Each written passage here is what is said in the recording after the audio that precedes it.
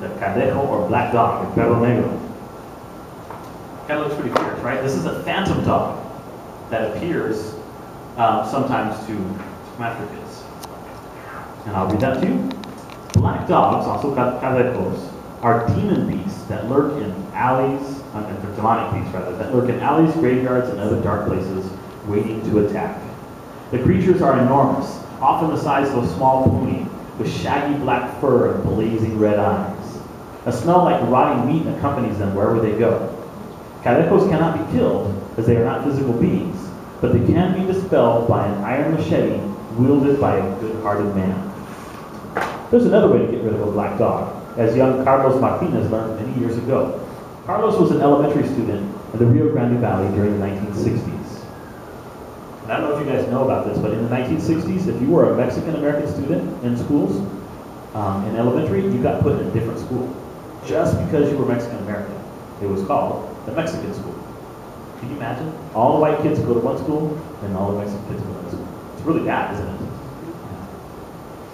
A judge recently said that it was not legal to make Mexican-American students attend a different school in Anglos.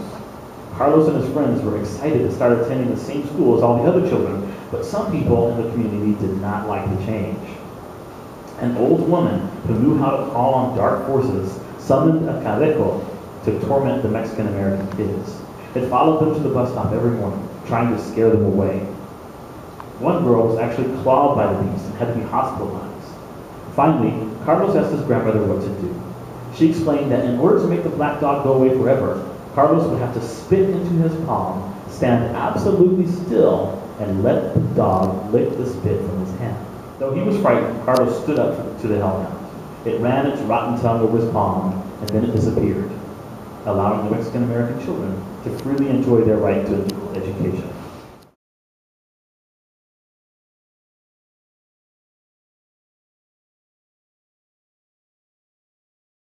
The Cihuateteo are fierce, frightening spirits, the souls of women who died giving birth. The Aztecs honored them in the same way they would warriors killed in battle, and it was believed that they could be called on to give soldiers more strength and bravery on the battlefield.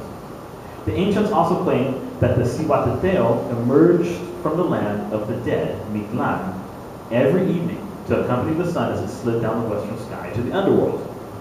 However, some of these spirits have been known to haunt crossroads late at night, weeping for the children they lost upon death. In their desperation, they end up stealing children, causing sicknesses, especially seizures and madness. They often attempt to make men fall in love with them. It's quite possible that the famous Llorona is actually a Cihuateteo. If you see a Cihuateteo, you'll know right away. They are pale, skeletal women with white faces and claw-like hands, wearing raggedy dresses that flutter like bat wings as they sweep through the sky. To protect themselves, the Aztec used to offer up gifts of sweet bread in different shapes, butterflies, lightning bolts, etc. And also toasted corn and tamales. But the Cihuateteo are servants of Tezcatlipoca, the god of chaos, and they aren't always so easily appeased. They hate iron blades and garlic, and holy water is apparently quite effective in keeping them away. Xocoyoles, according to popular legend, are the spirits of children who die shortly after they are born, or at some point before receiving their Catholic baptism. The belief is that the little ones grow wings not long after their deaths. Many people report having seen them sitting on or flying above hills, mountains, treetops, or other high places. The Xocoyoles are said to perform various tasks on behalf of heaven. Some upturn huge cisterns in the sky so that it will rain on the earth. Others roll hail up into balls and broadcast it like seed. Still others whip magical ropes to create lightning and thunder. Though the word Xocoyoles is derived from Nahuatl, there are no such beings mentioned in the ancient Aztec texts. In fact, the original term, Xocoyotl, simply means the youngest child, and it was used like the English word junior. The descriptions of the winged spirits and their responsibilities, however, sounds just like that of another group of legendary beings, the Tlaloques. Okay? These elfish child-sized servants of the rain god Tlaloc were also in charge of rain, hail, lightning, and thunder.